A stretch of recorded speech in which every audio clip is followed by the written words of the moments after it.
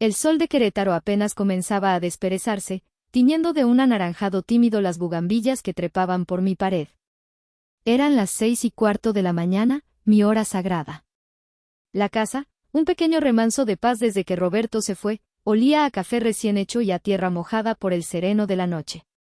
El zumbido constante del refrigerador era la única banda sonora de mi soledad elegida, una soledad que había aprendido a abrazar como una manta cálida. Estaba sentada a la mesa de la cocina, con la pluma a medio camino de resolver un crucigrama, cuando el teléfono vibró con una estridencia que rompió el encanto. En la pantalla, un nombre que rara vez aparecía a estas horas, Ricardo. Un escalofrío, ilógico y repentino, me recorrió la espalda. Ricardo, mi yerno, era un hombre de horarios tardíos y llamadas cortas, siempre eficientes, siempre con un propósito. Nunca llamaba para saludar. Mi corazón, un viejo músculo acostumbrado a la calma, dio un vuelco torpe. Deslicé el dedo por la pantalla, llevándome el aparato al oído. ¿Bueno? Mi voz sonó más ronca de lo que esperaba, todavía con los vestigios del sueño. Hubo un silencio al otro lado, un silencio cargado de estática, como si la línea atravesara un desierto. Luego, su voz. Plana, sin inflexiones, como si leyera un informe del tiempo. Martina. Soy Ricardo. Ricardo, hijo. ¡Qué sorpresa! ¿Pasó algo? ¿Julieta está bien? La pregunta salió de mis labios por puro instinto, el instinto de una madre que siempre teme lo peor. Otra pausa. Pude oír el tintineo de un vaso, quizás hielo contra el cristal. ¿Estaba bebiendo a estas horas? Se fue, Martina. La frase quedó suspendida en el aire entre nosotros. Se fue. ¿A dónde? ¿A un viaje de trabajo imprevisto? ¿Se fue de compras temprano? Mi mente, una maestra jubilada acostumbrada a buscar el orden y la lógica, barajó las posibilidades más mundanas. ¿Cómo que se fue? ¿A dónde, Ricardo? No me dijo nada de un viaje. El suspiro que soltó al otro lado no fue de tristeza, sino de impaciencia. Fue un sonido que conocía bien, el que usaba cuando Julieta le pedía que me explicara algo por segunda vez. No, Martina. Se fue. Para siempre. Tuvimos un accidente. Ella no lo logró. El mundo se detuvo. La pluma se deslizó de mis dedos y cayó al suelo con un ruido sordo que resonó en el silencio de la cocina. El aroma del café se volvió agrio, nauseabundo. Accidente. No lo logró. Las palabras eran simples, pero no encajaban. No podían encajar en mi universo ordenado donde Julieta era una constante, una estrella fija. No, no puede ser, susurré, y la voz no parecía la mía. ¿Cuándo? ¿Cómo? ¿Dónde está? Necesito verla. Ya no se puede. El funeral fue ayer. Si las palabras anteriores habían detenido el mundo, estas lo hicieron añicos. El suelo bajo mis pies desapareció. Me aferré al borde de la mesa, mis nudillos blancos contra la madera gastada. ¿Ayer? ¿Un funeral? ¿Sin mí? ¿Sin su madre? El susurro se convirtió en un grito ahogado, una mezcla de incredulidad y furia. Fue algo muy rápido, muy íntimo. Solo amigos cercanos. Era lo que ella hubiera querido, Martina. Sin dramas, sin multitudes. Ya sabes cómo era. No, no lo sabía. Mi Julieta, mi niña sociable y llena de vida, jamás habría querido irse en silencio, rodeada de extraños y sin la mano de su madre para sostener la suya en el último adiós. Era una mentira. Una mentira tan cruel y tan absurda que por un momento pensé que estaba soñando, atrapada en una pesadilla de la que pronto despertaría con el corazón latiendo con fuerza. Tengo que ir. Necesito. No hay nada que hacer aquí, me cortó, su voz adquiriendo un filo de acero. Ya se acabó todo. Tengo una reunión importante, no puedo hablar más. Te llamaré luego para ver cómo arreglamos sus cosas. y antes de que pudiera articular una sola sílaba más, una protesta, un ruego, un insulto, la línea quedó muerta. El pitido monótono del teléfono era el sonido más solitario que había escuchado en mi vida. Me quedé de pie, con el teléfono pegado a la oreja, escuchando la nada. Miré a mi alrededor. La cocina era la misma, la luz de la mañana entraba por la misma ventana, el crucigrama a medio terminar seguía sobre la mesa. Pero todo era diferente. Un universo entero se había derrumbado en el lapso de 2 minutos. Giré la cabeza hacia la pequeña repisa junto a la alacena. Allí, en un marco de plata, sonreía mi Roberto, mi esposo, fallecido hacía ya 10 años. Sus ojos en la fotografía parecían mirarme con una mezcla de amor y preocupación. Roberto, mi amor, murmuré, las primeras lágrimas finalmente abriéndose paso, calientes y amargas. ¿Qué voy a hacer? Me han quitado a nuestra niña.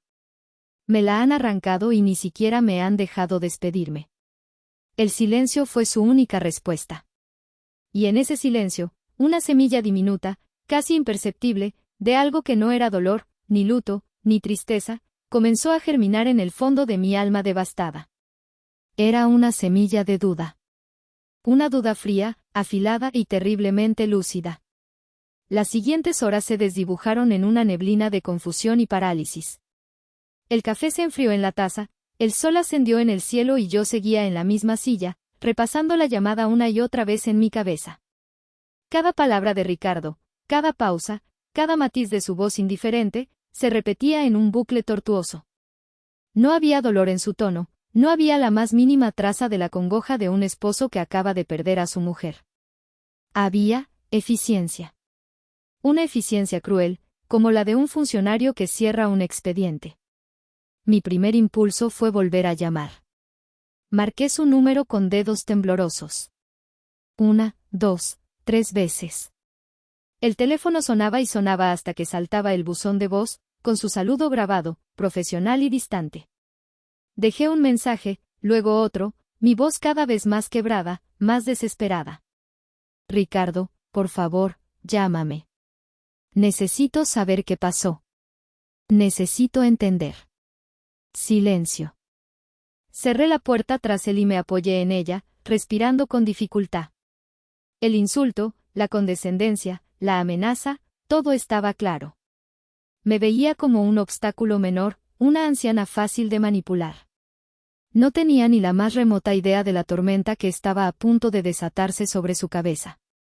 Fui a la cocina, tomé la copa de vino que no había tocado y vertí su contenido en el fregadero, viendo cómo el líquido rojo y espeso se iba por el desagüe.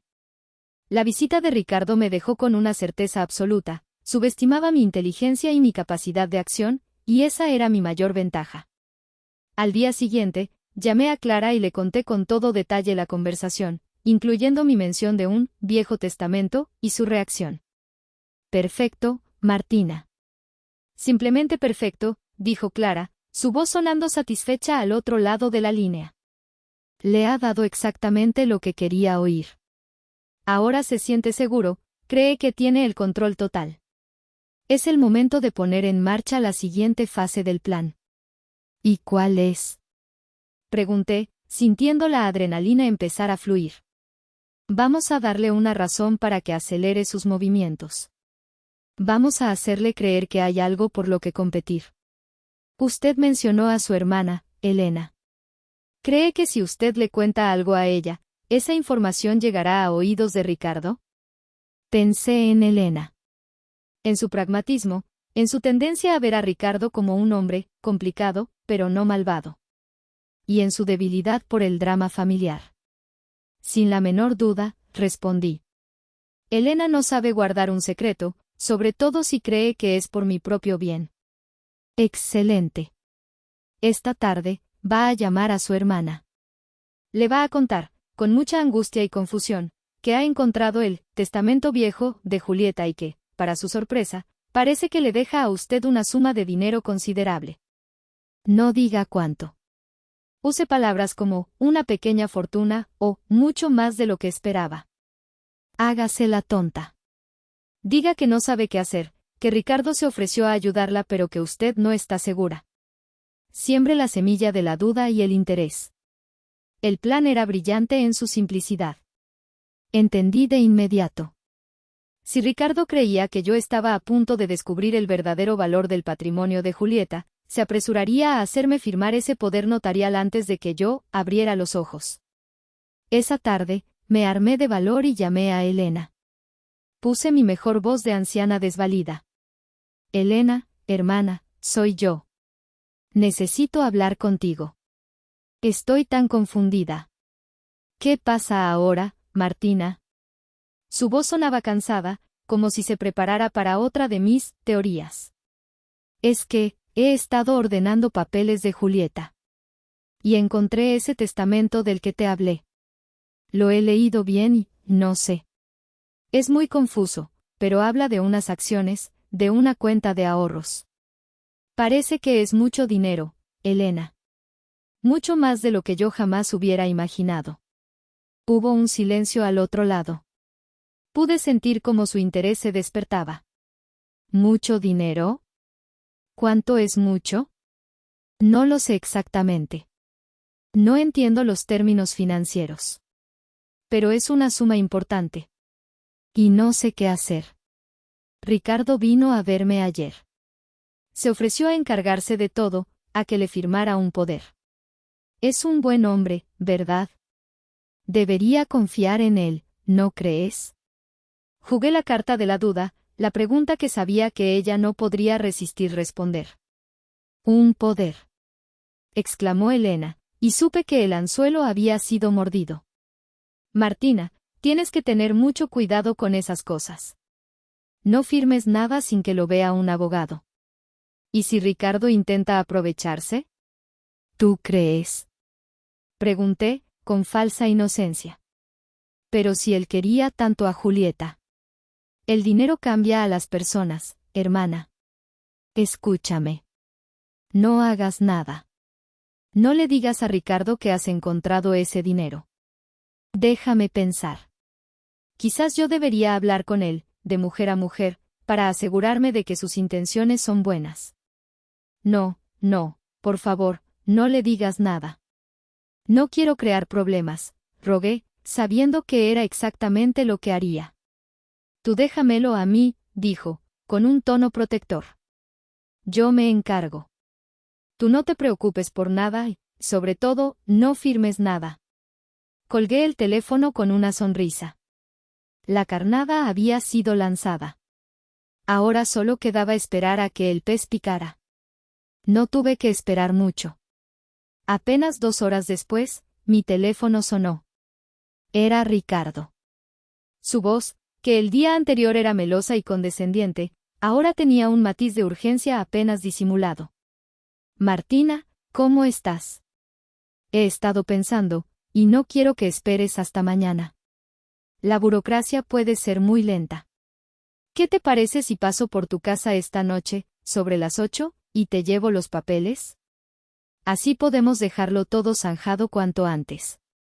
Incluso he pensado que podríamos ir a cenar a un buen restaurante para distraerte un poco. Invita a Elena también, así pasamos una velada en familia. La invitación a Elena fue la confirmación. Ella había hablado con él.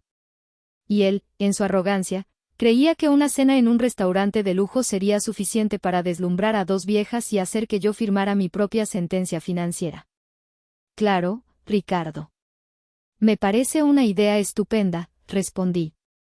Le diré a Elena. Nos vemos a las 8. La trampa estaba puesta. La hora y el lugar del enfrentamiento final habían sido decididos. Y el que había elegido el campo de batalla, sin saberlo, había sido mi propio enemigo. A las 8 en punto, el coche de Ricardo se detuvo frente a mi casa. Elena ya estaba conmigo, había llegado media hora antes, visiblemente nerviosa y llena de consejos no solicitados sobre cómo debía comportarme. Sé amable pero firme, Martina. No te dejes intimidar. Y recuerda, no firmes nada. Yo asentía a todo, manteniendo mi papel de hermana menor indecisa.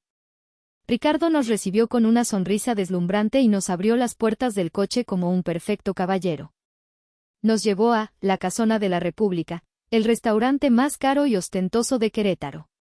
Un lugar de manteles de lino blanco, copas de cristal finísimo y camareros que se movían con un sigilo casi fantasmal. Era su territorio, un escenario diseñado para impresionar y empequeñecer. Nos sentamos en una mesa en un rincón discreto. Ricardo pidió una botella del vino más caro de la carta y se lanzó a una conversación animada, hablando de sus proyectos, de sus viajes, de anécdotas divertidas con Julieta. Era una actuación magistral. Pintaba un cuadro de felicidad conyugal, de éxito profesional, de una vida perfecta que la tragedia había truncado. Elena, a mi lado, parecía empezar a relajarse, seducida por su encanto. Yo, en cambio, sentía cada palabra como un insulto a la memoria de mi hija y a la verdad que yo conocía. Comía poco, hablaba lo justo, observando. Observaba cómo sus ojos, a pesar de su sonrisa, no dejaban de vigilarme. Observaba la tensión en su mandíbula cada vez que la conversación decaía. Observaba la forma en que su pie golpeaba nerviosamente el suelo bajo la mesa. Estaba ansioso. La carnada de la pequeña fortuna lo había puesto en alerta máxima. Después del plato principal, decidió que era el momento. Hizo una seña al camarero para que retirara los platos y luego se inclinó sobre la mesa, adoptando un tono íntimo y solemne. Martina, Elena. Sé que hemos intentado tener una noche agradable, pero hay un asunto que no podemos posponer más. Por el bien de la memoria de Julieta. Sacó de su maletín de cuero un fajo de papeles y lo deslizó suavemente sobre el mantel hacia mí. Martina, esto es lo que te comenté. Un poder notarial general. Es un documento estándar. Simplemente me autoriza a actuar en tu nombre para resolver todos los asuntos pendientes de Julieta. Liberará tus hombros de una carga enorme. Elena se irguió en su asiento, lista para intervenir. Yo le puse una mano suave sobre el brazo para detenerla. Era mi momento. Déjame ver, Ricardo, dije, cogiendo los papeles. Fingí leerlos, pasando las páginas lentamente, frunciendo el ceño como si intentara descifrar un idioma extranjero. Él me observaba, su sonrisa ahora teñida de impaciencia. Es un lenguaje legal un poco denso, dijo, como si le hablara a una niña. Pero mi abogado lo ha revisado. Es completamente seguro para ti. Parece muy complicado, dije, dejando los papeles sobre la mesa. Tantas cláusulas. No te preocupes. Confía en mí, Martina. ¿Acaso no he cuidado siempre de Julieta? ¿No he sido siempre como un hijo para ti? Solo quiero lo mejor para ti. Quiero que vivas tu vejez en paz, sin preocupaciones financieras. Y entonces, pronunció la frase que sellaría su destino. Firma, Martina. Firma y deja que yo me ocupe de todo. Es lo que Julieta hubiera querido. Se reclinó en su silla, su rostro rebosante de una confianza arrogante. Creía que había ganado. Creía que su manipulación había funcionado. Miró a Elena, buscando su aprobación. Miró al camarero que se acercaba a rellenar las copas. Miró a su alrededor, al lujoso restaurante que era el símbolo de su éxito fraudulento. En ese momento, él era el rey de su pequeño universo. Y yo, la anciana viuda y confundida, estaba a punto de derrocar su trono con una simple pregunta. Dejé los papeles a un lado. Lo miré directamente a los ojos, por primera vez en toda la noche, sin miedo, sin fragilidad. Y con la voz más calmada y clara que pude encontrar, sonreí. Antes de firmar nada, Ricardo, dije. Hay algo que me gustaría preguntarte. Una simple curiosidad. Él levantó una ceja, divertido. Sí, Martina. Lo que quieras. Mi sonrisa se ensanchó. ¿Sabías que a Julieta le encanta Belice en esta época del año? El efecto de mi pregunta fue instantáneo y devastador. La sonrisa de Ricardo se congeló en su rostro. El color desapareció de sus mejillas, dejándole una palidez cerúlea bajo la luz cálida del restaurante. La copa de vino que sostenía en su mano tembló, derramando una gota roja sobre el mantel inmaculado, como una mancha de sangre. ¿Qué has dicho? Tartamudeó, su voz perdiendo toda su seguridad.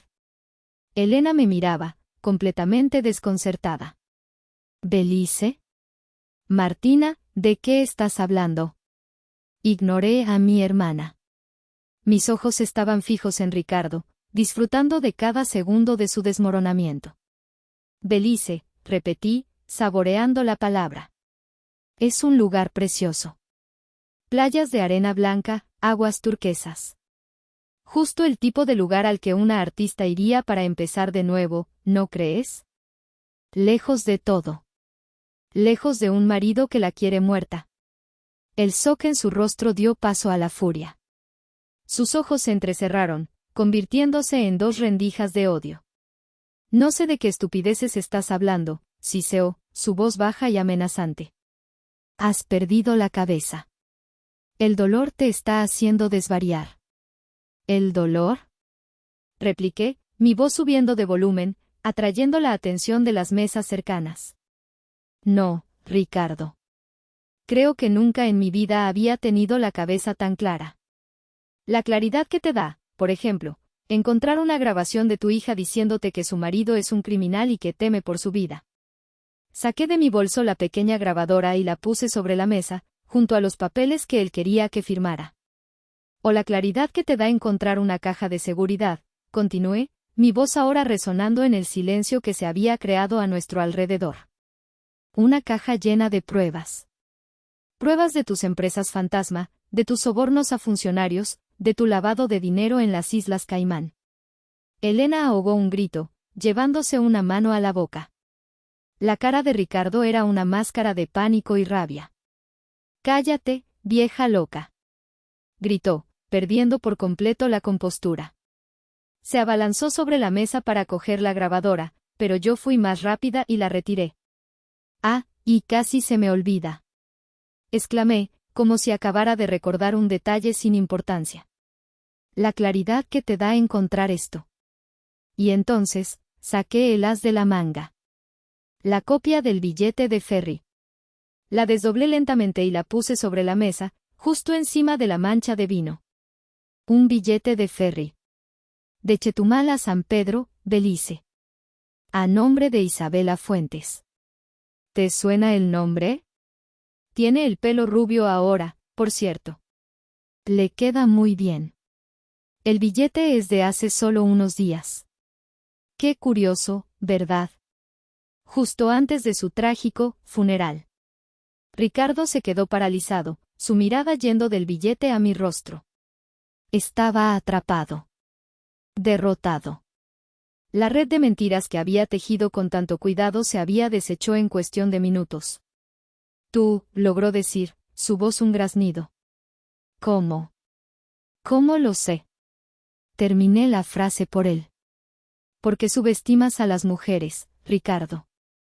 Subestimaste a mi hija, pensando que era solo una artista soñadora y no la mujer inteligente que descubrió todos tus crímenes. Y me subestimaste a mí, pensando que era solo una vieja tonta a la que podías engañar con una botella de vino caro y unas palabras bonitas. Me levanté de mi silla, sintiéndome más alta y fuerte que nunca. Tu error, Ricardo, fue pensar que el amor de una madre se puede enterrar con un funeral falso.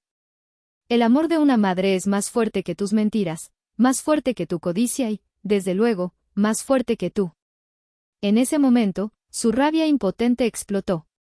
Se levantó de un golpe, tirando la silla hacia atrás. Vas a pagar por esto, bruja. Tú y tu estúpida hija. Os encontraré y... No pudo terminar la frase. Dos hombres, vestidos de traje pero con la complexión inconfundible de policías, se materializaron a su lado. Uno de ellos le puso una mano firme en el hombro. Ricardo Vargas, queda usted detenido por sospecha de fraude, blanqueo de capitales y coacción. Le agradeceríamos que nos acompañara sin oponer resistencia. Ricardo se giró, su rostro descompuesto por el pánico. Vio a los policías, luego me miró a mí, y en sus ojos vi la comprensión final. No solo lo había descubierto. Lo había entregado. Junto a los policías, vi a Mateo, mi vecino, el policía jubilado. Me dedicó un breve y solemne asentimiento. Había cumplido su promesa de ayudarme. Mientras los policías se llevaban a un Ricardo que ahora solo balbuceaba incoherencias, todo el restaurante nos observaba en un silencio sepulcral. Me senté de nuevo. Cogí mi copa de vino, la que no había tocado en toda la noche.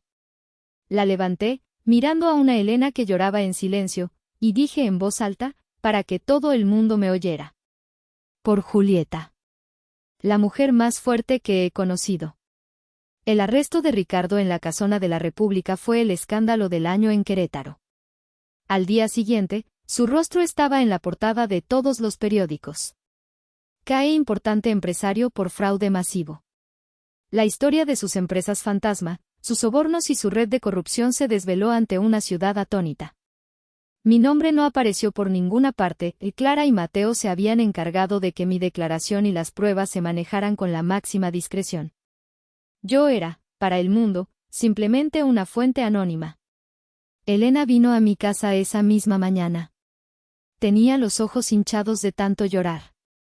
Ya no había pragmatismo en su voz, solo un profundo y sincero arrepentimiento. Perdóname, Martina, sollozó, abrazándome con una fuerza que me dejó sin aire. Perdóname, por favor. Fui una tonta. No te creí. Defendí a un monstruo mientras tú estabas luchando sola. La abracé de vuelta, acariciando su espalda. No tienes nada de qué disculparte, hermana. Viste lo que él quería que vieras. Era un maestro del engaño.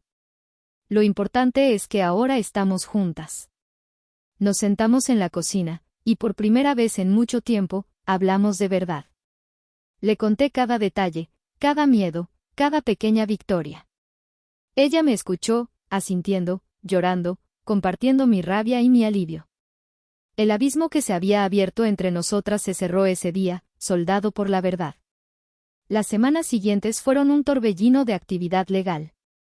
Clara, con el poder notarial y las pruebas de la caja de seguridad, fue implacable. Congeló las cuentas de Ricardo, inició los procesos para recuperar el dinero robado y colaboró estrechamente con la fiscalía. Laura, la joven asistente de Ricardo, al saber que él estaba detenido, se presentó voluntariamente a declarar, convirtiéndose en la testigo estrella del caso. El imperio de Ricardo Vargas se derrumbó como un castillo de naipes. Yo, mientras tanto, volví a mi vida tranquila. Pero era una tranquilidad diferente. Ya no era la calma de la resignación, sino la paz de la victoria. Cuidaba mi jardín, resolvía mis crucigramas, tomaba el té con Elena. Pero algo en mí había cambiado para siempre. Había descubierto una fuerza que no sabía que poseía. La mujer del retrato de Julieta, la de la mirada serena y determinada, era ahora quien me devolvía el reflejo en el espejo. Un mes después del arresto, llegó. Estaba regando los geranios cuando el cartero me entregó un pequeño fajo de correspondencia. Entre las facturas y la publicidad, había una postal. La reconocí al instante. La imagen era de una playa de arena blanca y aguas increíblemente azules. Cayo Ambergris, Belice. Le di la vuelta. No había remitente. Solo unas pocas palabras, escritas con la caligrafía inconfundible de mi hija. Mamá. He leído las noticias. Sabía que lo conseguirías. Gracias. Por todo. Estoy empezando de nuevo. Soy feliz. Cuando sea seguro, te encontraré. Lo prometo. Con todo mi amor, Isabela. Apreté la postal contra mi corazón, una sonrisa amplia y genuina iluminando mi rostro. No necesitaba más. Saber que estaba a salvo, que era feliz, era todo lo que mi corazón de madre necesitaba para sanar. Esa tarde, me senté en la banca de hierro forjado de mi patio, la misma donde Ricardo había intentado engañarme. El sol de la tarde era cálido y agradable. Una suave brisa mecía las flores de la jacaranda. Miré mi pequeña casa, mi jardín, mi vida. Todo parecía igual, pero todo era diferente. Había enfrentado la oscuridad y había salido al otro lado, no ilesa, pero sí íntegra. había luchado por mi hija, por la verdad, por la memoria de mi esposo. Y en el proceso, me había encontrado a mí misma.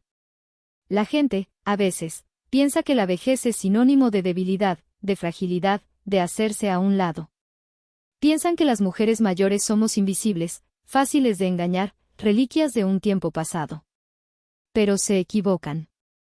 Se olvidan de que las raíces de un árbol viejo son las que se aferran con más fuerza a la tierra, las que han soportado más tormentas, las que saben, sin lugar a dudas, que incluso después del invierno más crudo, la primavera siempre, siempre, acaba por llegar. Y mi primavera, por fin, había comenzado. Mi mente, entrenada durante 40 años para buscar patrones y verificar fuentes, se activó por puro instinto de supervivencia. Si había habido un accidente, una muerte, un funeral, tenía que haber un rastro. Encendí mi vieja computadora de escritorio, el ventilador zumbando como un insecto cansado. Entré en el portal de noticias de Querétaro, en la sección de obituarios del periódico local, El Corregidor. Tecleé su nombre, Julieta Ramírez de Vargas. Nada. Ni una esquela, ni una nota, ni una mención. Repetí la búsqueda con su nombre de soltera. Nada. Busqué en las redes sociales. La página de Julieta en Facebook era un jardín congelado en el tiempo. Su última publicación, de hacía una semana, era una foto de un lienzo a medio pintar en su estudio, con un comentario alegre, casi listo para la exposición de primavera. Los comentarios de sus amigos eran todos de ánimo y expectación. Nada hablaba de tragedia. Nada. Me moví como un autómata por la casa. La idea de un funeral sin mí era una espina que se me clavaba más y más hondo. ¿Amigos cercanos? Julieta consideraba a sus amigos como su familia. Llamé a Sofía, su mejor amiga desde la universidad, la madrina de su inexistente hijo que tanto anhelábamos. ¿Sophie? Soy Martina. Martina, qué gusto. ¿Cómo estás? Oye, ¿has hablado con Julie? No me contesta los mensajes desde hace un par de días, esa mujer vive en su propio mundo cuando está pintando. El aire se escapó de mis pulmones. El gusto en la voz de Sofía, su charla despreocupada, era una bofetada de realidad. Sofía. Ricardo me llamó esta mañana. Me dijo que Julieta falleció. Que el funeral fue ayer. Al otro lado de la línea, el silencio fue total. Luego, un jadeo. ¿Qué? No. Eso es imposible. Es una broma de mal gusto, Martina. Estuve con ella el martes. Fuimos a tomar un café. Estaba perfectamente, emocionadísima con su exposición. No, no, no. Su negación era un eco de la mía. Su shock validaba mi incredulidad. Hablamos durante casi media hora, un torrente de frases atropelladas, de lágrimas y de preguntas sin respuesta. Sofía no sabía nada. Nadie la había llamado. Ninguno de sus amigos en común sabía nada. Voy a empezar a llamar a todo el mundo, dijo finalmente, su voz temblando de rabia. Esto no tiene ningún sentido. Colgué y la sensación de irrealidad se intensificó. Era como si Ricardo hubiera creado una realidad paralela, una en la que mi hija estaba muerta, y estuviera tratando de arrastrarme a ella a la fuerza. Pero el mundo real, el mundo de Sofía, el de los amigos de Julieta, seguía girando como si nada. Necesitaba un ancla, una voz familiar que me devolviera a la tierra.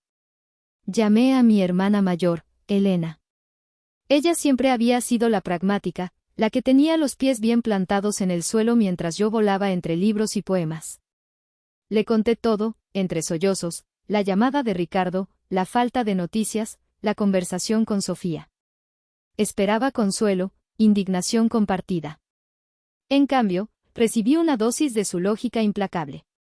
Martina, hermana, cálmate y respira hondo, dijo con ese tono paciente que usaba cuando yo era pequeña y me asustaba por una sombra en la pared.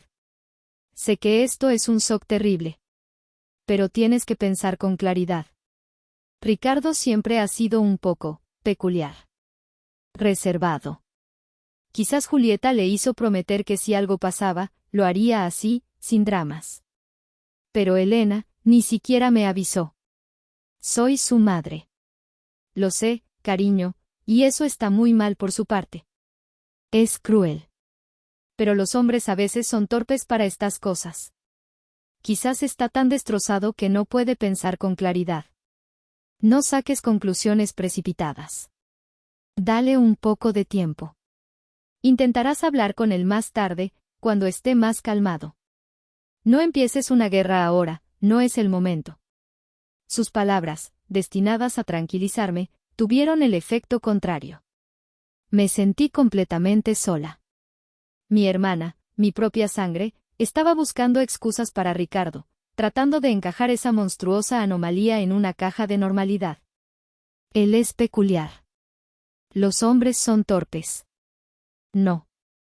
Esto no era torpeza. Esto era otra cosa. Algo oscuro y deliberado.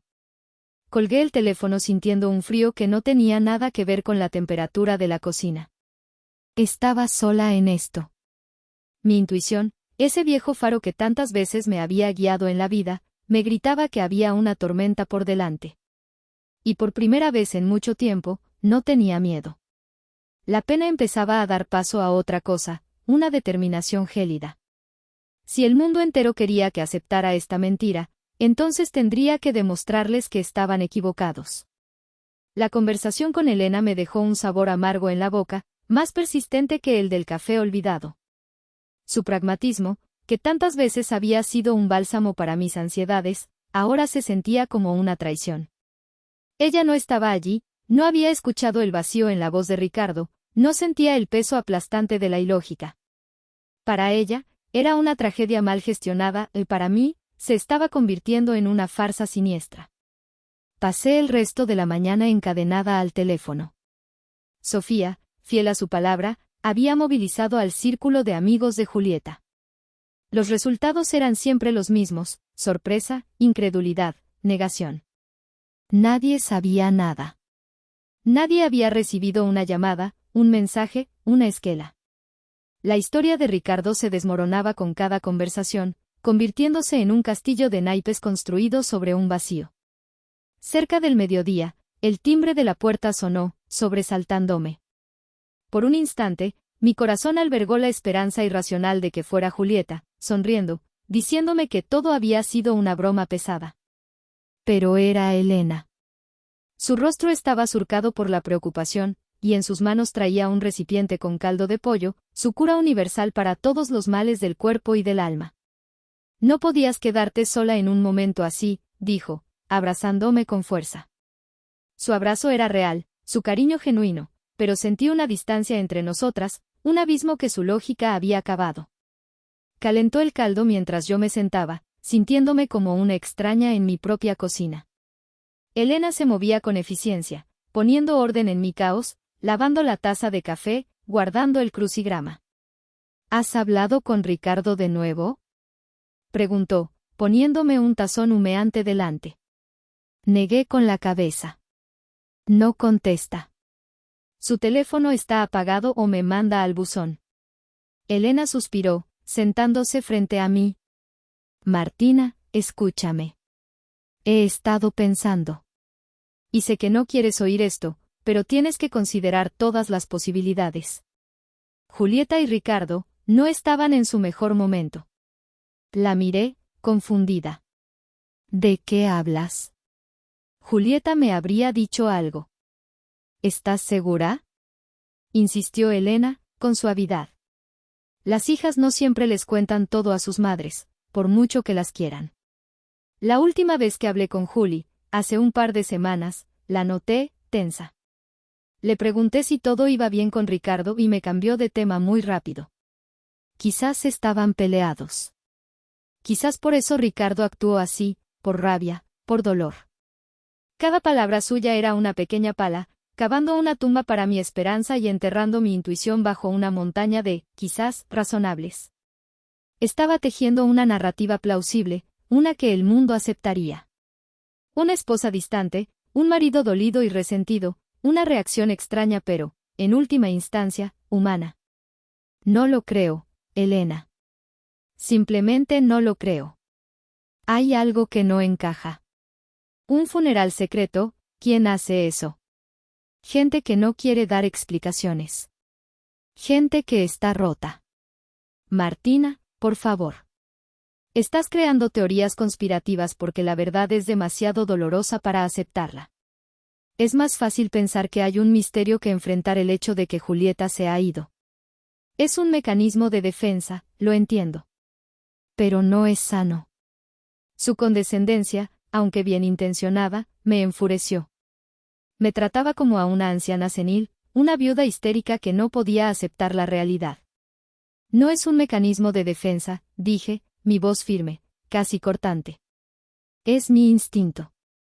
El mismo instinto que me dijo que algo andaba mal la noche que papá tuvo el infarto, ¿recuerdas? Todos decían que era indigestión, pero yo llamé a la ambulancia. Ese instinto me salvó la vida de nuestro padre esa noche. Y ese mismo instinto me está gritando ahora mismo que mi hija no está muerta. Elena me miró con una profunda tristeza, la mirada que uno dirige a alguien a quien ama pero a quien ya no puede ayudar. Está bien, Martina. No discutamos. Come un poco de caldo. Tienes que ser fuerte. Sea lo que sea que haya pasado, necesitarás todas tus fuerzas. Comimos en silencio. El caldo estaba delicioso, pero cada cucharada se sentía como ceniza en mi boca. La presencia de mi hermana, en lugar de consolarme, acentuaba mi soledad. Estábamos en dos planetas diferentes. Ella estaba en el planeta del luto y la aceptación. Yo estaba en el planeta de la guerra. Cuando se fue, un par de horas después, me abrazó de nuevo. Llámame si necesitas cualquier cosa. Lo que sea. Y por favor, intenta descansar. No te obsesiones. Cerré la puerta tras ella y me apoyé en la madera fría. Obsesión. Eso era lo que ella veía. Pero yo sabía que era otra cosa. Era claridad. Por primera vez en todo el día, el camino a seguir se dibujó nítido en mi mente. No podía confiar en nadie más. No podía esperar que otros vieran lo que yo veía. Si quería encontrar la verdad, tendría que buscarla yo misma, pieza por pieza, aunque tuviera que desmantelar el mundo entero para encontrarla. Mi primer paso sería ir al lugar donde todo había terminado, o donde Ricardo decía que había terminado, el apartamento de mi hija. Necesitaba estar en su espacio, respirar su aire, buscar un eco, una señal, algo que su asesino, porque la palabra ya se había formado en mi mente, fría y terrible, hubiera pasado por alto. La decisión de ir al apartamento de Julieta me ancló, me dio un propósito en medio del torbellino. Pero antes de enfrentarme al presente, mi mente, de forma casi involuntaria, se refugió en el pasado. Mientras buscaba las llaves del coche, mi mirada se posó en una acuarela colgada en el pasillo. Era una vista de los arcos de Querétaro, pintada con trazos torpes pero llenos de encanto. La había pintado Julieta cuando tenía 12 años.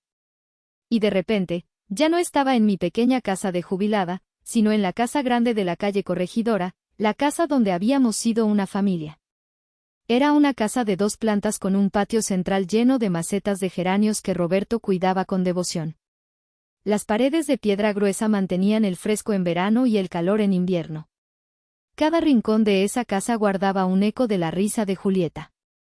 Recuerdo el sonido de sus pequeños pies corriendo por las baldosas de terracota, el olor a óleo y trementina que emanaba de su habitación cuando descubrió la pintura, las tardes enteras que pasábamos en la cocina, ella dibujando en un cuaderno mientras yo preparaba la cena. Esa casa era nuestro universo. Era el lugar donde Roberto y yo habíamos invertido todos nuestros ahorros y nuestros sueños. Era el fuerte desde el que veíamos crecer a nuestra única hija, una niña brillante, sensible y con un talento que nos desbordaba. Cuando llegó el momento de que fuera a la universidad, su elección fue clara: la Escuela Nacional de Pintura, Escultura y Grabado, La Esmeralda, en la Ciudad de México. La mejor del país. La noticia de su aceptación fue uno de los días más felices y agridulces de mi vida. La vi saltar de alegría en el patio, abrazando a su padre con una fuerza que casi lo derriba. Su rostro irradiaba una luz pura, la luz de un sueño a punto de cumplirse. Yo sonreía, aplaudía, la abrazaba, pero por dentro, una pequeña parte de mí se rompía. La Ciudad de México estaba lejos, y la matrícula y el costo de vida allí eran una montaña que nuestros salarios de maestros no podían escalar. Esa noche, después de que Julieta se fue a dormir, Roberto y yo nos sentamos en la cocina, la misma cocina donde ahora me encontraba sola. Los números sobre la mesa no mentían. No podíamos permitírnoslo. Vi la desesperación en los ojos de mi esposo, el hombre más trabajador y honesto que he conocido, sintiéndose impotente para darle a su hija lo que merecía. Venderemos la casa, dije, y las palabras sonaron extrañas en mi propia boca. Roberto me miró como si hubiera perdido la razón. ¿Vender la casa? Martina, esta es nuestra vida. Aquí hemos criado a Julieta. Y precisamente por eso debemos hacerlo, respondí, sintiendo una certeza que me sorprendió a mí misma. Esta casa ya cumplió su propósito. Nos dio un hogar, nos permitió criar a nuestra hija. Ahora, sus ladrillos pueden construir su futuro. Nos mudaremos a algo más pequeño, a las afueras. Estaremos bien. Lo importante es ella, Roberto. Su talento no puede marchitarse aquí por falta de dinero.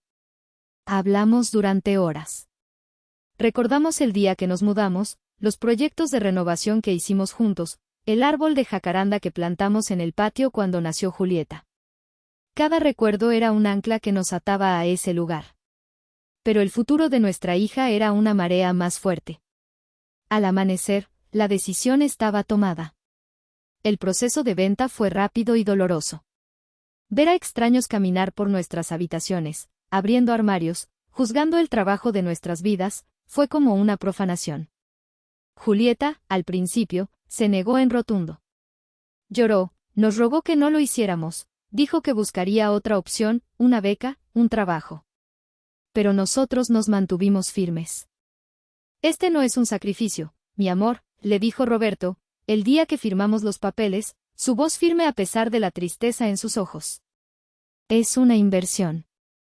La mejor inversión de nuestras vidas. Nos mudamos a esta pequeña casa, la que habito ahora. Era cómoda, pero carecía del alma y la historia de la otra. Sin embargo, nunca nos arrepentimos. Cada vez que Julieta nos llamaba desde la capital, contándonos sobre sus clases, sus maestros, sus nuevos amigos, cada vez que nos enviaba fotos de sus obras, sabíamos que habíamos hecho lo correcto. El dinero de la venta de la casa se convirtió en sus lienzos, sus pinturas, su libertad para crear sin preocupaciones. Se convirtió en la artista que estaba destinada a ser. De pie en mi pasillo, mirando la acuarela de mi hija de 12 años, el peso de ese recuerdo me golpeó con una fuerza abrumadora. Habíamos vendido nuestro pasado para darle un futuro. Un futuro que, según Ricardo, había sido aniquilado y enterrado en secreto. Y una rabia fría, más profunda que cualquier cosa que hubiera sentido antes, se asentó en mi corazón. No. No habíamos sacrificado tanto para que terminara así. No para que un hombre sin alma borrara su existencia con una llamada telefónica. Iba a encontrar la verdad. Se lo debía a Julieta. Se lo debía a Roberto. Y me lo debía a la mujer que demolió su propio hogar para construir los sueños de su hija. El recuerdo de la casa vendida avivó el fuego de mi determinación. Mientras conducía hacia el apartamento de Julieta, otro recuerdo, uno más reciente y espinoso, se abrió paso en mi memoria. El recuerdo de Ricardo. O, más bien, el recuerdo del día en que Ricardo dejó de ser simplemente el esposo de mi hija y se convirtió en alguien a quien yo, tontamente, había decidido rescatar. Julieta conoció a Ricardo en una galería de arte. Él era un incipiente promotor inmobiliario, un hombre hecho a sí mismo, según sus propias palabras.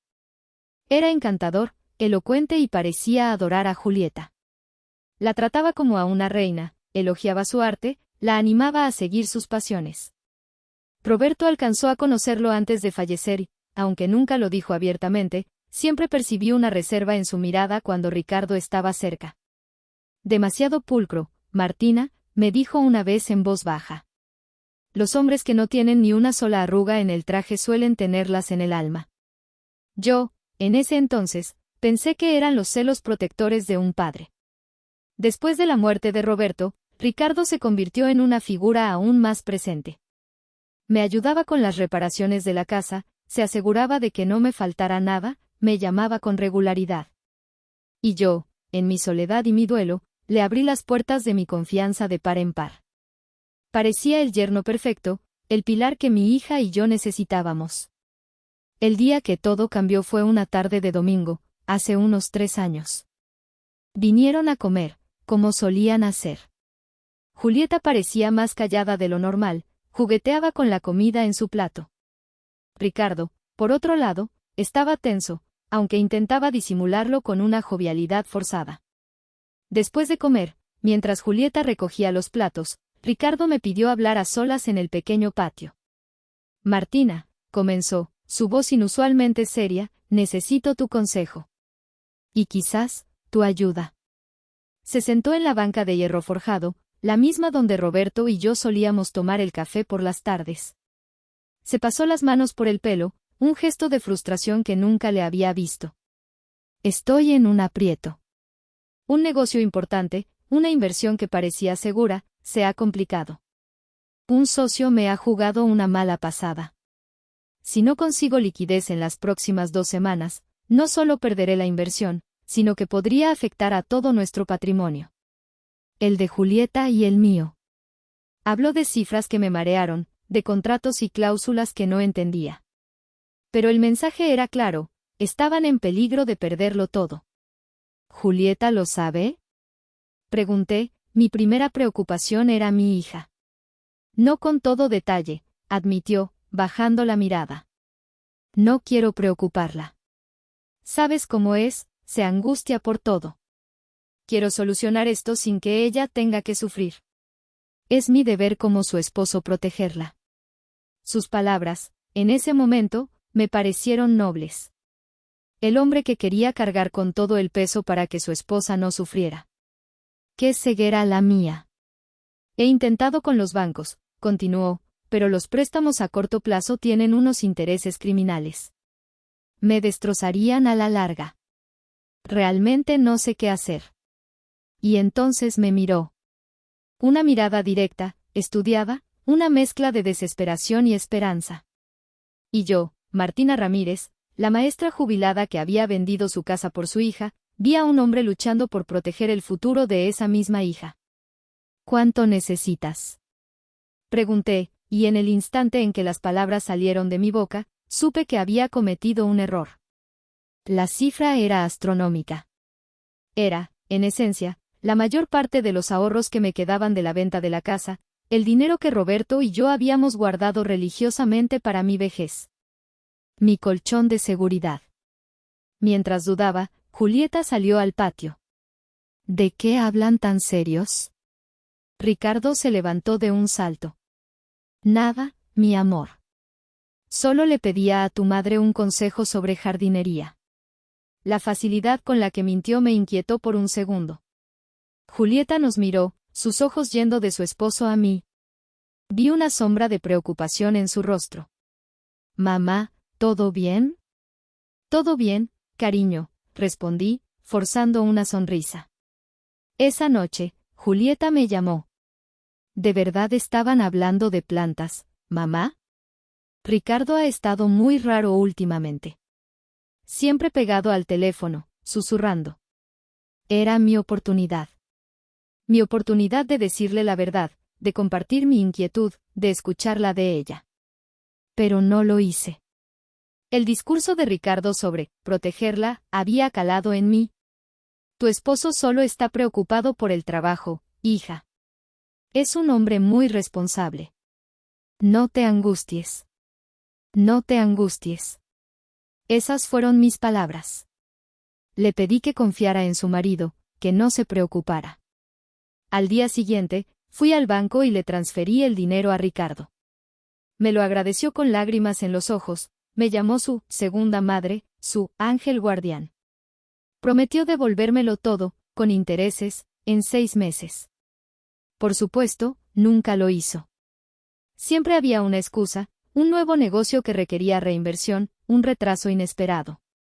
Y yo, por no crear un conflicto, por no cumplir la profecía de mi propia inquietud, nunca se lo reclamé con la firmeza que debía.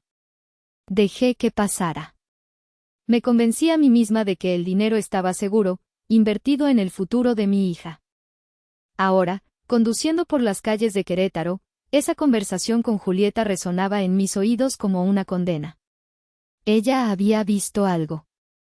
Había sentido que algo andaba mal.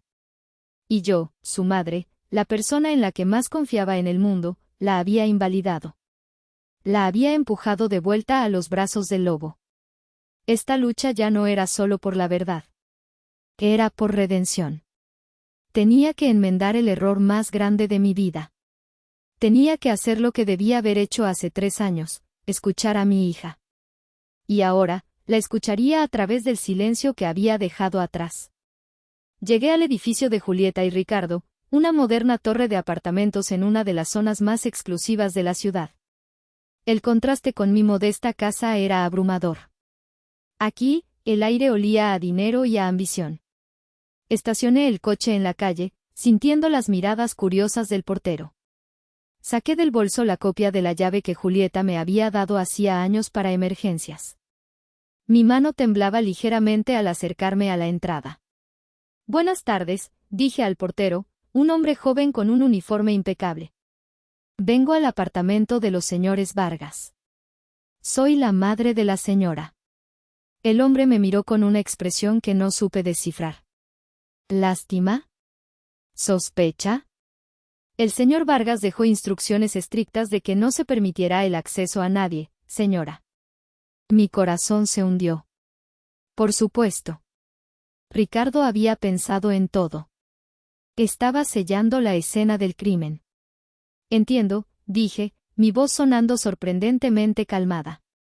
Pero mi yerno me llamó esta mañana. Me pidió que viniera a recoger algunos objetos personales de mi hija. Ropa, fotografías, cosas para el recuerdo. Quizás se le olvidó avisarle a usted. Mentí con la misma facilidad con la que él me había mentido a mí. La mentira me supo a veneno en la boca, pero era un veneno necesario. El portero dudó, frunciendo el ceño. Es que el señor fue muy específico. Mire, insistí, abriendo mi bolso y mostrándole mi identificación. Soy Martina Ramírez. Su madre. Puede llamar al señor Vargas si quiere para confirmar. Aunque me dijo que estaría en reuniones toda la tarde. La mención de las reuniones pareció convencerlo. Probablemente no quería molestar a un residente tan importante. Con un suspiro de resignación, asintió. Está bien, señora. Pero por favor, no se demore mucho. Le di las gracias y entré en el ascensor. El trayecto hasta el 8º piso fue un ascenso a través de mis propios miedos. ¿Qué encontraría allí? ¿Un apartamento vacío, despojado de toda evidencia? ¿O algo peor? Metí la llave en la cerradura. Giró con un clic suave. Empujé la puerta y entré. El apartamento estaba en silencio. Un silencio denso, antinatural. La luz de la tarde se filtraba a través de los enormes ventanales, iluminando las partículas de polvo que flotaban en el aire. Todo estaba impecable, ordenado hasta un extremo casi clínico. Los cojines del sofá de diseño estaban perfectamente alineados. No había ni una revista fuera de lugar sobre la mesa de centro de cristal. Era el apartamento de Ricardo, no el de Julieta. Mi hija era un torbellino creativo, su desorden era parte de su encanto. Siempre había libros abiertos, tazas de té a medio beber, bocetos esparcidos por las superficies. Esta pulcritud era una declaración. Era la prueba de que ella ya no estaba allí. Caminé lentamente, como si pisara un terreno sagrado y profanado a la vez. Fui primero a su estudio, la habitación que ella había reclamado como su santuario. La puerta estaba cerrada. Giré el pomo. Cerrada con llave. El corazón me dio un vuelco. ¿Por qué Ricardo cerraría con llave el estudio de Julieta? Recorrí el resto del apartamento. La cocina estaba impoluta. El dormitorio principal, frío e impersonal. La cama, hecha con una precisión militar. Sobre la mesita de noche de Julieta, sus libros y su crema de manos habían sido reemplazados por una insípida lámpara de diseño. Era como si alguien hubiera borrado sistemáticamente su presencia, su esencia. Volví a la sala de estar, sintiéndome derrotada. Quizás Elena tenía razón. Quizás estaba buscando fantasmas donde no lo sabía. Me senté en el sofá, el cuero frío bajo mis manos. Y entonces lo vi. Algo pequeño, algo fuera de lugar en medio de tanto orden. En el suelo, parcialmente oculta bajo el borde de una alfombra persa, había una pequeña cuenta de cerámica. Una cuenta de color turquesa, con una diminuta flor pintada a mano. La reconocí al instante. Pertenecía a una pulsera que yo misma le había regalado a Julieta en su último cumpleaños, una pulsera que ella nunca se quitaba. Me arrodillé, mis rodillas crujiendo en protesta, y la recogí. La pequeña cuenta era un ancla en mi mar de dudas. Era una prueba física de que ella había estado aquí. Y el hecho de que estuviera en el suelo, rota de su pulsera, sugería una lucha. Una pelea. Un forcejeo. Con la cuenta apretada en mi puño, sentí una nueva oleada de energía. No me iría de allí con las manos vacías. Si el estudio estaba cerrado con llave, era porque allí había algo que Ricardo no quería que viera. Tenía que encontrar la manera de entrar. Mi mirada recorrió la habitación, buscando. Y entonces recordé algo. Julieta, siempre despistada, siempre perdiendo las llaves. Hacía años, le había sugerido que escondiera una copia de las llaves importantes en un lugar seguro dentro de la casa. ¿Y dónde sería eso, mamá?, me había preguntado, riendo. En el lugar más obvio y a la vez más inesperado, le había respondido yo. Me levanté y fui hacia la estantería que cubría toda una pared, llena de libros de arte carísimos que Ricardo compraba para impresionar a las visitas. Busqué con la mirada. Y allí estaba.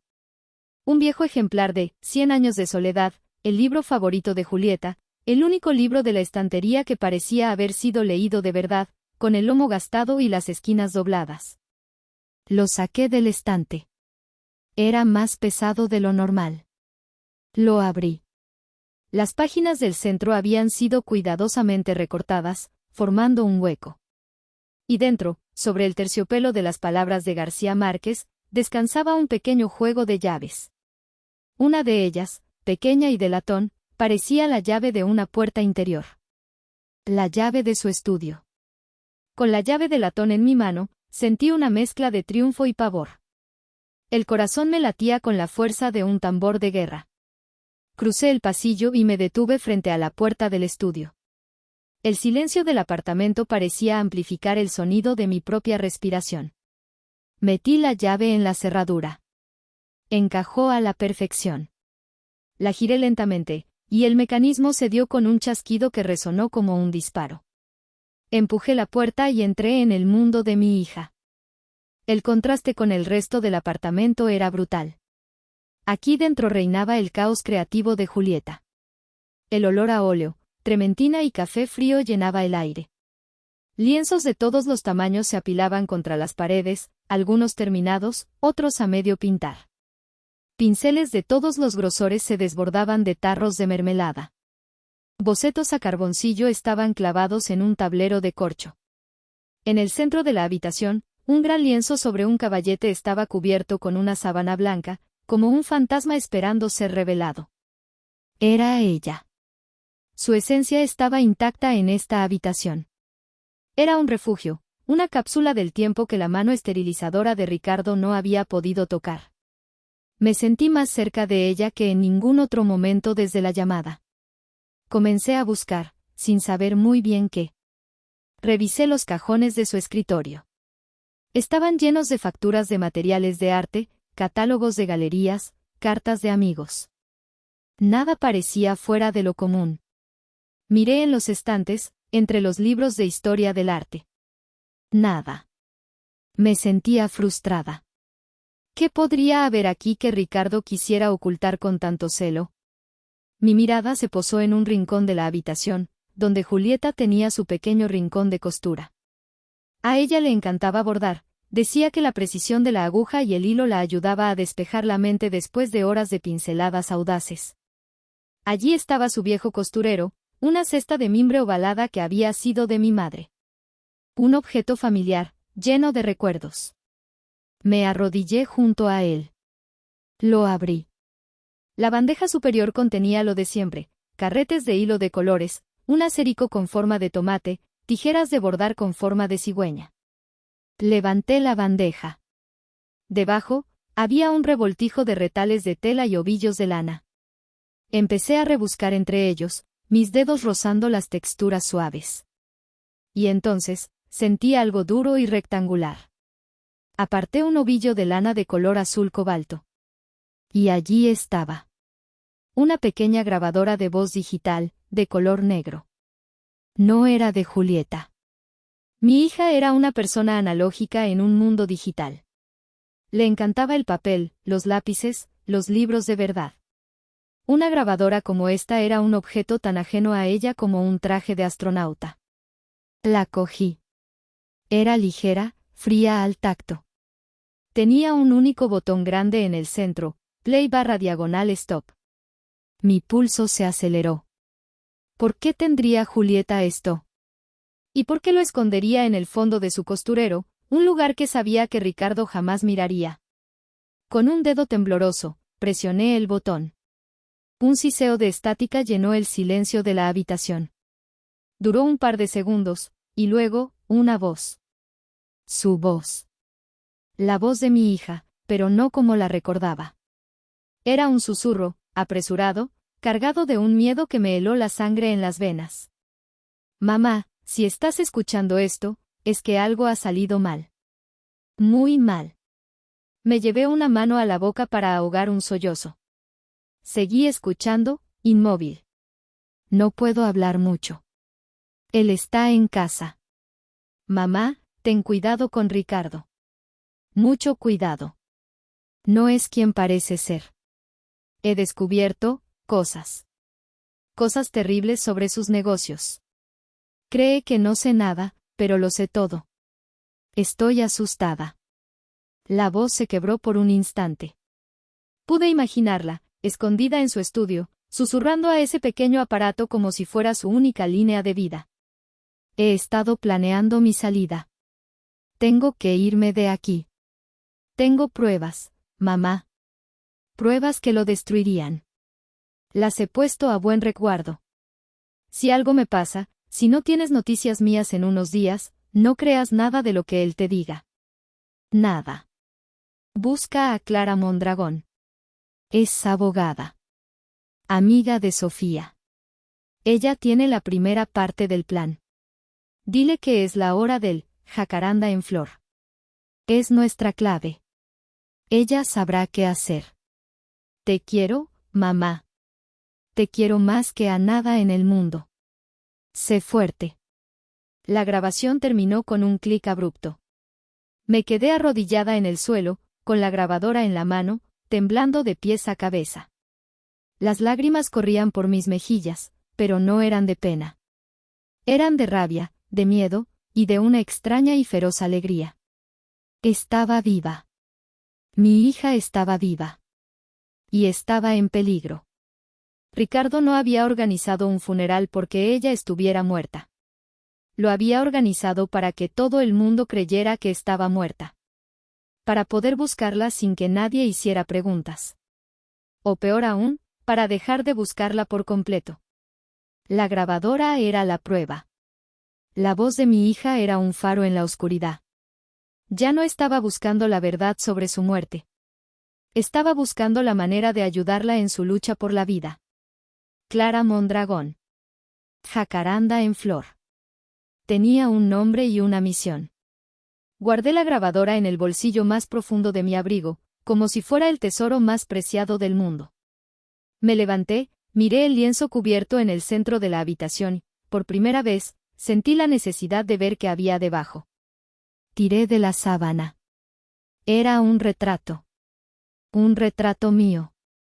Me había pintado sentada en mi jardín, con una taza de té en las manos y una expresión serena. Pero mis ojos Mis ojos en el cuadro tenían una fuerza, una determinación que yo misma no sabía que poseía. Era como si mi hija hubiera visto en mí a la mujer en la que necesitaba que me convirtiera. Y no iba a defraudarla. Salí del apartamento de Julieta sintiéndome una mujer completamente diferente a la que había entrado. El dolor había sido reemplazado por una urgencia eléctrica, la confusión, por una claridad afilada. En mi bolsillo, la grabadora era un peso reconfortante, la prueba tangible de que no estaba loca. Mi hija estaba viva y me había dejado un mapa. La primera parada era Clara Mondragón. Busqué su nombre en internet desde el coche. Clara Mondragón, abogada.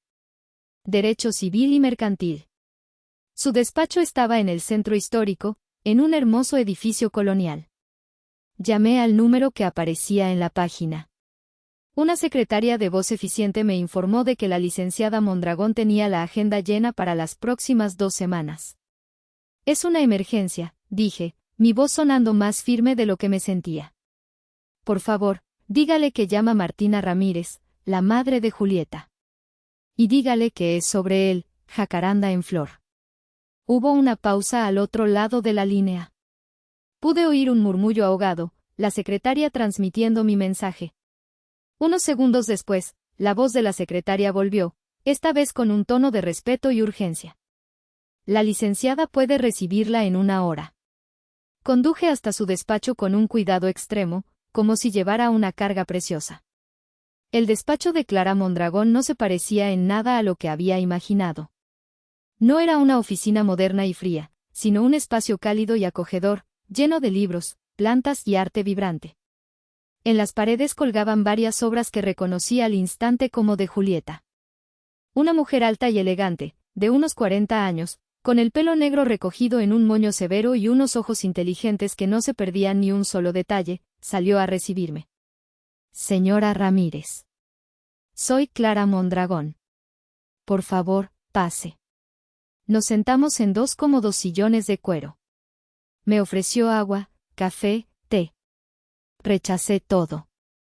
Saqué la grabadora de mi bolsillo y la puse sobre la mesita de centro que nos separaba. Mi hija me pidió que viniera a verla, dije, sin preámbulos.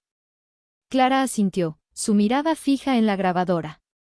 Julieta me avisó que podría recibir su visita.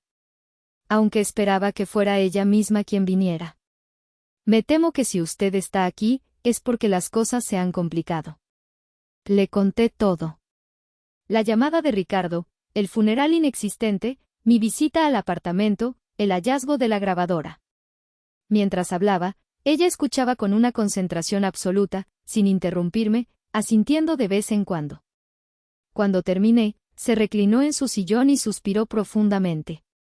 Su hija es una de las mujeres más valientes que he conocido, señora Ramírez.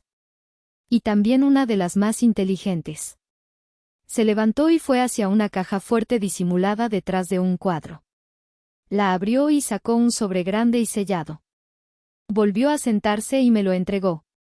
Julieta vino a verme hace poco más de 1 mes. Estaba aterrorizada.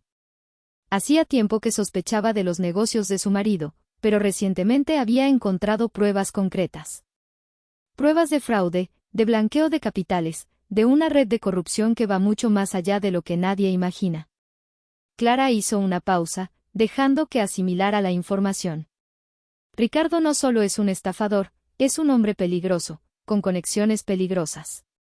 Julieta sabía que si intentaba divorciarse de él o denunciarlo directamente, su vida correría peligro. Así que elaboró un plan. Un plan para desaparecer y, al mismo tiempo, dejarle a usted las herramientas para desmantelarlo desde fuera. Abrió el sobre.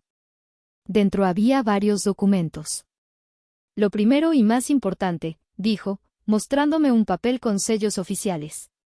Hace 3 semanas, Julieta actualizó su testamento. En él, la nombra a usted coheredera y beneficiaria única de una serie de bienes y cuentas bancarias personales. Son bienes que adquirió antes de su matrimonio o con el dinero de su propio trabajo como artista. Legalmente, Ricardo no tiene ningún derecho sobre ellos. Sentí un nudo en la garganta. Mi hija, en medio de su propio terror, había tenido la lucidez de protegerme. Pero hay más, continuó Clara. Julieta sabía que Ricardo, al enterarse de su muerte, intentaría hacerse con el control de todo. Y para ello, necesitaría declararla a usted incapacitada, senil, cualquier cosa para anular este testamento. Por eso, también firmó ante notario un poder notarial general a mi favor, que solo se activaría en caso de que usted me diera una señal, la clave del jacaranda en flor. Este poder me autoriza a representarla legalmente en todos los asuntos relacionados con el patrimonio de Julieta. En resumen, señora Ramírez, Ricardo no puede tocar un solo céntimo de lo que es suyo por derecho sin pasar por encima de mí. Y le aseguro que soy un muro muy difícil de derribar. La magnitud del plan de mi hija me dejó sin aliento. Había pensado en todo. Había construido una fortaleza legal a mi alrededor. Entonces, ¿qué hacemos ahora?, pregunté, mi voz apenas un susurro. Ahora, jugamos nuestro papel, dijo Clara, sus ojos brillando con una luz combativa. Usted es la madre afligida, confundida, quizás un poco perdida. Ricardo intentará acercarse, manipularla, hacerle firmar papeles. Usted debe seguirle el juego, sin ceder un ápice. Mientras tanto, yo activaré el poder notarial y empezaré a mover los hilos legales para proteger los bienes. Pero hay una pieza más en este rompecabezas. La más importante. Clara sacó del sobre una pequeña llave de latón, idéntica a la que había encontrado en el libro. Julieta alquiló una caja de seguridad en un banco. Dijo que allí guardó las pruebas originales contra Ricardo. El corazón de la bestia, lo llamó. Su siguiente paso, señora Ramírez, es ir a ese banco y recuperar esa caja. Esa es nuestra arma definitiva. Pero debe tener mucho cuidado. A partir de este momento, usted está en el tablero de ajedrez. Y Ricardo no dudará en sacrificar cualquier pieza para ganar. Salí del despacho de Clara sintiendo el peso del mundo sobre mis hombros, pero también una extraña sensación de poder. Ya no era solo una madre buscando a su hija, era una pieza clave en un plan meticulosamente orquestado. La llave de la caja de seguridad en mi bolso se sentía tan pesada como un lingote de oro. Clara me había dado el nombre del banco y el número de la caja. Era una sucursal del Banco Nacional en el corazón de la ciudad, un edificio imponente con columnas de mármol y puertas de bronce que parecían custodiar los secretos de toda la región. Decidí ir al día siguiente, a primera hora. Necesitaba una noche para asimilarlo todo, para prepararme mentalmente para lo que pudiera encontrar. Esa noche apenas dormí. Di vueltas en la cama, la voz de Julieta en la grabación y las advertencias de Clara resonando en mi cabeza. Cada crujido de la casa me hacía sobresaltar. Miraba por la ventana hacia la calle oscura, esperando ver el coche de Ricardo aparcado en la penumbra. Me levanté y preparé una taza de té de tila, sentándome en la cocina. Mi mirada se encontró con la foto de Roberto. «Ay, mi amor», le susurré a la imagen sonriente. «¿En qué lío nos hemos metido? Nuestra niña es más valiente de lo que jamás imaginamos. Y ahora me toca a mí estar a su altura. Deséame suerte». A la mañana siguiente, me vestí con un cuidado deliberado. Elegí un traje sastre de color gris, sobrio y profesional. Me recogí el pelo en un moño pulcro. Quería parecer una mujer de negocios, no una anciana frágil y confundida. Era mi armadura. Llegué al banco 15 minutos antes de que abrieran. La cola ya era larga. Esperé pacientemente, mi corazón latiendo a un ritmo constante y pesado. Cuando finalmente llegó mi turno, me acerqué a la ventanilla. «Buenos días», dije a la joven empleada. «Vengo a acceder a una caja de seguridad». La empleada me sonrió con profesionalidad. «¿Es usted la titular?». «No», respondí, y sentí todas las miradas de la cola clavadas en mi espalda. «La titular es mi hija, Julieta Ramírez. Yo estoy autorizada para acceder». Saqué los papeles que Clara me había preparado, una copia del contrato de alquiler de la caja donde figuraba mi nombre como persona autorizada, y una copia de mi identificación. La joven examinó los documentos, tecleó en su ordenador y frunció el ceño. Un momento, por favor. Desapareció por una puerta trasera. Los minutos se hicieron eternos. ¿Habría algún problema? ¿Habría Ricardo, de alguna manera, bloqueado el acceso? Mi mente se disparó, imaginando todos los obstáculos posibles.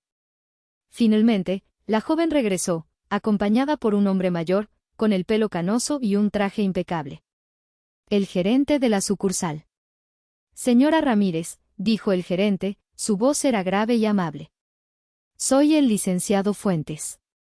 Por favor, acompáñeme a mi oficina. Mi pulso se aceleró. Esto no era una buena señal. Lo seguí a una oficina lujosa, con muebles de madera oscura y paredes cubiertas de títulos. Me invitó a sentarme. Señora, comenzó, juntando las manos sobre su escritorio, tenemos una situación un tanto inusual. Su hija, la señorita Julieta, estuvo aquí hace unas semanas. Al incluirla a usted como autorizada, nos dejó instrucciones muy específicas. Abrió un cajón y sacó un sobre. Nos pidió que, en el momento en que usted viniera a acceder a la caja por primera vez, le hiciéramos una pregunta de seguridad. Me relajé un poco. Una pregunta de seguridad. Era algo que Julieta haría. Adelante, dije. El gerente me miró fijamente. ¿Cuál es el nombre de la flor que su madre consideraba que traía la mejor de las suertes? Sonreí, una sonrisa genuina por primera vez en 2 días. La respuesta era un secreto entre mi madre, Julieta y yo. Un pequeño trozo de nuestra historia familiar. La bugambilla, respondí sin dudar. Pero no cualquiera. La de color fucsia intenso. Mi madre decía que era el color de un corazón fuerte. El gerente sonrió también, una sonrisa de alivio. Correcto. Disculpe la formalidad, señora. Pero en estos tiempos, la seguridad es lo primero. Acompáñeme, por favor. Me guió a través de una puerta de acero que parecía la entrada a un búnker. Descendimos por una pequeña escalera hasta una habitación fría y silenciosa, con las paredes cubiertas de cientos de pequeñas puertas metálicas. El aire olía a metal y a papel viejo.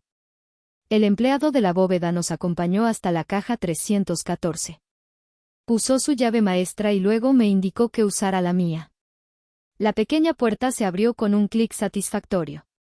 Dentro, había una caja de metal del tamaño de una caja de zapatos.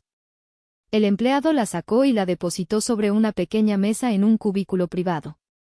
Tómese el tiempo que necesite, señora, dijo, y cerró la cortina, dejándome a solas con el corazón de la bestia. Me senté frente a la caja de metal, mis manos temblando ligeramente. Durante unos segundos, no me atrevía a abrirla. Esta caja contenía la verdad, y la verdad, como bien sabía, podía ser tan liberadora como devastadora. Respiré hondo, invoqué la imagen de mi hija pintando mi retrato con aquellos ojos llenos de fuerza, y levanté la tapa. Lo primero que vi fue una carta. Un sobre blanco con mi nombre, mamá, escrito con la caligrafía elegante y redondeada de Julieta. La abrí con un cuidado reverencial. Dentro, una sola hoja de papel. Mamá. Si estás leyendo esto, es que mi plan ha funcionado a medias. La buena noticia es que estás a salvo y tienes las herramientas. La mala es que yo he tenido que desaparecer antes de poder explicarte todo en persona. Lo siento. Siento el miedo y el dolor que te he causado. Fue la única manera que encontré. No llores por mí, porque estoy viva. Y con un poco de suerte, cuando leas esto, estaré en un lugar seguro, lejos de él. Pero no podía irme sin asegurarme de que tú estuvieras protegida y de que Ricardo pagara por todo lo que ha hecho. No solo a nosotras, mamá. A mucha gente. Dentro de esta caja encontrarás su otra vida. La vida de codicia y mentiras que construyó a nuestras espaldas. Úsala. No por venganza, sino por justicia. Clara te guiará. Confía en ella, y sobre todo, confía en ti misma. Eres la mujer más fuerte que conozco, aunque a veces se te olvide. Sabía que solo tú tendrías la paciencia y la inteligencia para resolver esto. Confié en ti. Ahora, úsalo para recuperar tu paz. Y cuando todo esto termine, te encontraré. Lo prometo. Te quiere con toda el alma, tu hija, Julieta. Apreté la carta contra mi pecho, las lágrimas que había contenido durante días finalmente fluyendo libremente. Eran lágrimas de alivio, de orgullo, de un amor tan inmenso que dolía. Mi niña estaba viva. Mi niña era una guerrera. Después de unos minutos, sequé mis lágrimas y me concentré en el resto del contenido de la caja. Debajo de la carta, había un fajo de documentos, meticulosamente ordenados y etiquetados. Eran carpetas, cada una con un título. La primera se titulaba Paraísos Fiscales. Dentro, había estados de cuenta de bancos en las Islas Caimán y en Suiza, todos a nombre de sociedades fantasma con nombres rimbombantes. Las transferencias de dinero formaban un patrón claro, grandes sumas salían de las cuentas de la empresa inmobiliaria de Ricardo en México y aparecían, fraccionadas, en estas cuentas en el extranjero. Era un esquema de lavado de dinero de manual. La segunda carpeta se llamaba Socios Inexistentes. Contenía contratos de construcción para proyectos inmobiliarios. Al lado de cada contrato, Julieta había adjuntado una investigación que ella misma había hecho. Las empresas constructoras subcontratadas no existían. Las direcciones eran terrenos baldíos o edificios abandonados. Ricardo estaba inflando los costes de sus proyectos, pagando a empresas fantasma que él mismo controlaba, y embolsándose la diferencia. Un fraude masivo. La tercera carpeta, permisos y sobornos, era la más aterradora. Había copias de permisos de construcción para sus torres de apartamentos, visiblemente falsificados. Al lado, Julieta había pegado notas adhesivas con nombres de funcionarios del ayuntamiento y cifras. Eran sobornos. Ricardo no solo era un ladrón, sino que estaba corrompiendo la ciudad, construyendo sus imperios sobre cimientos de ilegalidad que ponían en riesgo a cientos de familias. Pero la última carpeta era la que me heló el corazón. Se titulaba simplemente Laura. Dentro, no había documentos financieros, sino impresiones de correos electrónicos y mensajes de texto. Eran conversaciones entre Ricardo y una joven llamada Laura, que parecía ser su asistente personal. Las conversaciones eran una mezcla de órdenes profesionales y una manipulación psicológica cruel. Ricardo la amenazaba, la coaccionaba, la obligaba a falsificar firmas y a mentir por él. Los últimos mensajes eran de Laura, suplicándole que la dejara en paz, diciendo que ya no podía más. Y la respuesta de Ricardo era de una frialdad brutal: estás tan metida en esto como yo. Si yo caigo, tú caes conmigo. Mi hija no solo había descubierto un fraude. Había descubierto la verdadera naturaleza de un monstruo. Un hombre que no se detenía ante nada ni nadie. Al fondo de la caja, debajo de todas las carpetas, había un último objeto. Un pequeño pasaporte. Lo abrí. La foto era de Julieta, pero con el pelo corto y teñido de un rubio ceniza. El nombre era diferente: Isabela Fuentes. Mi hija había planeado su huida hasta el último detalle. Y junto al pasaporte, un billete de ferry. Un viaje de ida desde Chetumal, México, a San Pedro, Belice. La fecha del billete era de hacía apenas 4 días. 2 días antes de la llamada de Ricardo. Lo había logrado. Había escapado. Guardé la carta y el billete de ferry en mi bolso. El resto de los documentos los dejé en la caja, por ahora. Era demasiado peligroso llevar todo eso conmigo.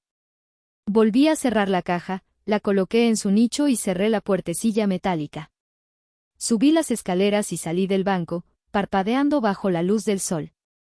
El mundo parecía el mismo, la gente caminaba deprisa, los coches tocaban el claxon. Pero para mí, todo había cambiado. Ya no era una víctima. Era la guardiana de la verdad. Tenía en mis manos el poder de destruir a Ricardo Vargas. Y, por el amor que le tenía a mi hija, pensaba usarlo. Esa misma tarde, después de llamar a Clara para informarle de mi éxito en el banco, recibí la visita que tanto esperaba como temía. Estaba en la cocina, preparando un té, cuando el timbre sonó. A través del visillo de la puerta, vi su coche, un Mercedes negro y reluciente, aparcado frente a mi modesta casa. Era Ricardo. Mi primer instinto fue no abrir.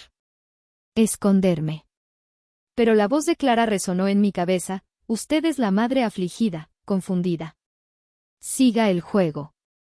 Respiré hondo, compuse mi rostro en una máscara de tristeza y cansancio, y abrí la puerta. Ricardo estaba allí, vestido con un traje impecable, sosteniendo una botella de vino caro. Su rostro mostraba una expresión de compungida solemnidad que, ahora que conocía la verdad, me pareció grotesca. Martina, dijo, su voz un murmullo de falsa empatía. Estaba preocupado por ti. No has contestado mis llamadas. Lo siento, Ricardo. No he estado de humor para hablar, respondí, mi voz deliberadamente frágil. Por supuesto, lo entiendo perfectamente. Por eso he venido. No debes estar sola en un momento como este. ¿Puedo pasar? Me hice a un lado, permitiéndole entrar. Él recorrió mi pequeña sala de estar con la mirada, sus ojos evaluando mis modestas posesiones con una apenas disimulada condescendencia. Era la mirada de un rey visitando la aldea de un campesino. He traído un vino, dijo, colocando la botella sobre la mesa. Un Vega Sicilia. Era el favorito de Julieta. Pensé que podríamos brindar por ella. El cinismo de sus palabras casi me hace perder la compostura. ¿El vino favorito de Julieta? A mi hija le gustaba el vino tinto joven y afrutado de los viñedos locales, no esas etiquetas pretenciosas que él compraba para impresionar. Gracias, Ricardo. Es un detalle, murmuré, yendo a la cocina a por 2 copas y un sacacorchos. Mientras abría el vino, él se sentó en el sofá, adoptando una postura relajada, como si fuera el dueño de la casa. Sé que esto es increíblemente difícil, Martina, comenzó, mientras yo servía el vino. Y quiero que sepas que estoy aquí para ti. Para lo que necesites. Me senté en el sillón de enfrente, manteniendo una distancia prudente. Levantó su copa. Por Julieta. La mujer más maravillosa que he conocido. Yo apenas levanté la mía, sin llevarla a mis labios. Él tomó un sorbo largo y profundo. Ahora que ella no está, continuó, dejando la copa sobre la mesa, tenemos que hablar de asuntos prácticos. Sé que es un mal momento, pero es necesario. Hay muchas cosas que arreglar. Cuentas, propiedades, el seguro. Ahí estaba. El verdadero propósito de su visita. La carnada. No entiendo nada de eso, Ricardo, dije, interpretando mi papel a la perfección. Siempre fue Roberto, y luego tú, quien se encargó de esas cosas. Una sonrisa casi imperceptible se dibujó en sus labios. Exactamente. Y por eso no quiero que te preocupes por nada. Yo me encargaré de todo. Solo necesitaré que me firmes algunos papeles.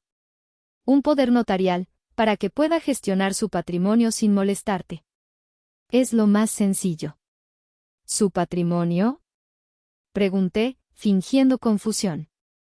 Pero si todo era de los dos, ¿no? Bueno, sí, en su mayor parte. Pero hay algunas cosas que estaban a su nombre. Cosas que, técnicamente, te corresponderían a ti ahora. Una cuenta de ahorros, algunas acciones que le regaló su abuelo. Pequeñeces, en realidad. Pero la burocracia es la burocracia. Sería más fácil si yo lo consolido todo. Pequeñeces. La cuenta que contenía los beneficios de sus últimas exposiciones. Las acciones que valían una pequeña fortuna. Estaba mintiendo con un descaro absoluto. No lo sé, Ricardo. Me siento tan abrumada. Precisamente por eso, Martina. Para que no tengas que lidiar con abogados y bancos. Déjamelo a mí. Mañana te traeré los papeles. Los lees tranquilamente y, si estás de acuerdo, los firmas. Es lo que Julieta hubiera querido. Que yo te cuidara. La forma en que pronunció la palabra, cuidara, me envió un escalofrío por la espalda. No era una oferta de ayuda. Era una amenaza velada. Decidí lanzar una pequeña sonda, para ver su reacción. Es que, no sé. El otro día, ordenando unos papeles viejos, encontré un documento. Creo que era un testamento. Uno que hizo Julieta hace mucho tiempo. No sé si todavía será válido. El cambio en su rostro fue sutil, pero innegable. Su sonrisa se tensó. Sus ojos se endurecieron por una fracción de segundo. ¿Un testamento?, dijo, con una ligereza forzada. Ah, sí. Probablemente uno que hizo antes de casarnos. No te preocupes por eso, Martina. En el momento en que nos casamos, ese tipo de documentos quedan invalidados. Ahora todo se rige por la sociedad conyugal. Es un formalismo sin importancia. Estaba sondeando. Quería saber si yo sabía del Nuevo Testamento. Y yo le había dado la respuesta que quería oír, que era ignorante, que no sabía nada. Se levantó, visiblemente más relajado. Bueno, no te molesto más. Descansa. Mañana por la tarde vendré con los papeles. Y no te preocupes, yo me encargo de todo. Lo acompañé hasta la puerta. Antes de irse, se giró y me puso una mano en el hombro. Su tacto era frío, como el de una serpiente. Eres una mujer fuerte, Martina. Pero el mundo de los negocios es complicado. Déjale eso a los hombres.